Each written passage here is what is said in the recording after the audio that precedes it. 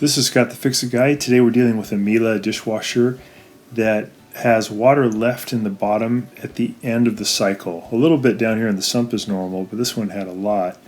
So we're going to pull out this one-way valve. It has a little ball bearing in it, and that ball bearing should be able to move freely, should be able to wiggle around and move easily. This one's kind of stuck.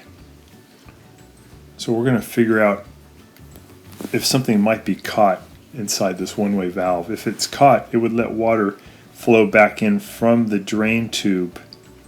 So we're going to just reach in and pull out this little rubber piece, and inside we find the ball bearing but also a little cherry pit. So the cherry pit was stuck in there and it was keeping the ball bearing from sealing down on the rubber. So we got that out of there. We're going to put the rubber piece back in. And that's why a lot of water would end up at the end of the cycle. Again, having a little bit in there underneath the filter is normal, but this one had a lot. So one other thing to check is to just pull out the bottom part of the one-way valve.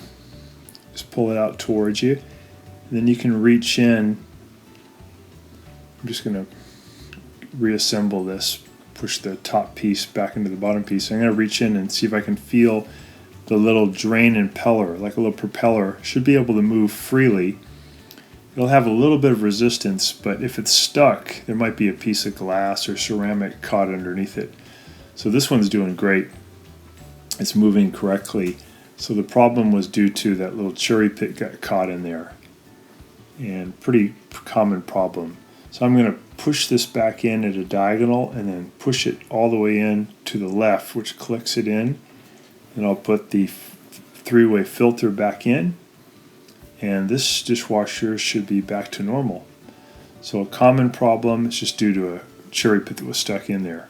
So thanks so much for watching, and please subscribe to our channel when you get a chance. Thank you.